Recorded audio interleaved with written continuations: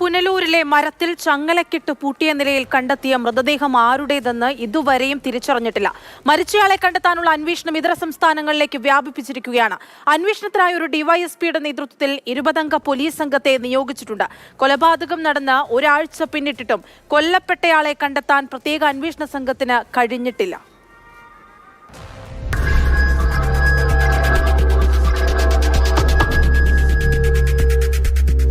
ഒരു കാലിന് സ്വാധീനമില്ലാത്ത ഒരു മനുഷ്യനെ അതിക്രൂരമായി കൊലപ്പെടുത്തിയിട്ട് ഇന്ന് ഒരാഴ്ചയിലധികം നാളുകളായിട്ടുണ്ട്. പക്ഷേ ആ കൊല്ലപ്പെട്ടത് ആരാണ് എന്ന് ഇതുവരെ കണ്ടെത്താൻ പോലും പോലീസിന് ആയിട്ടില്ല. 20-അംഗ പ്രത്യേക സംഘത്തെ നിയോഗിച്ചിട്ടുണ്ട്. പോലീസ് ഏറെ പണിപ്പെടുന്നുണ്ട്. അവർ നന്നായി തന്നെ അന്വേഷണം നടത്തുന്നുണ്ട്. പക്ഷേ ഈ കൊല്ലപ്പെട്ടത് ആരാണ് എന്നതിലേക്ക് എത്തിക്കാൻ വേണ്ടിയുള്ള ഒരു നീക്കം അല്ലെങ്കിൽ ഒരു തെളിവ് അവർക്കത് കിട്ടുന്നില്ല എന്നുള്ളതാണ് ഏറ്റവും പ്രയാസപരമായിട്ടുള്ള കാര്യം.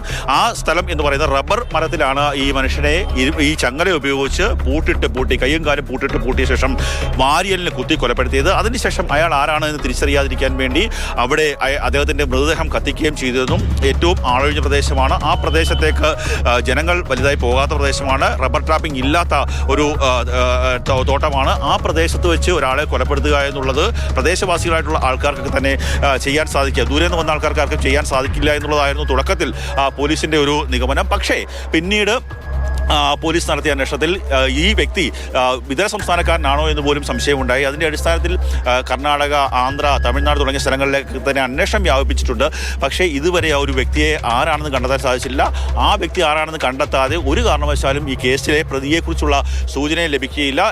ഡ്രോൺ ഉപയോഗിച്ചുള്ള പരിശോധനകൾ അടക്കമുള്ള ആ സംഭവം നടന്ന സ്ഥലത്ത് നടത്തിയിരുന്നു. പക്ഷേ അതിനെക്കുറിച്ചൊന്നും ഇതുവരെ അതിലൊന്നും തന്നെ ഒരു കൃത്യമായ തെളിവ് ലഭ്യമായിട്ടില്ല എന്നുള്ളതാണ് പോലീസിനെ കുഴയ്ക്കുന്ന ഏറ്റവും പ്രധാനപ്പെട്ട കാര്യം. കൊല്ലപ്പെട്ടതാര് എന്നുള്ളത് കണ്ടെത്തേണ്ടതാണ്. 2 ആൾക്കാരിലേക്ക് ഈ അന്വേഷണം എത്തിയിരുന്നു. ഇടത് കാലിന് പരിക്കേറ്റ അല്ലെങ്കിൽ ഇടത് കാലിന് സ്വാധീനമില്ലാത്ത 2 ആൾക്കാരിലേക്ക് അന്വേഷണം എത്തിയിരുന്നു. പക്ഷേ അവരൊന്നും തന്നെയല്ല ഈ ഒരു സംഭവത്തിൽ കൊല്ലപ്പെട്ടതെന്നുള്ള നിഗമനത്തിലേക്ക് പോലീസ് ഇപ്പോൾ എത്തിയിരിക്കുന്നു. നിരന്തരമായിട്ടുള്ള അന്വേഷണം പോലീസ് നടത്തുകയാണ്.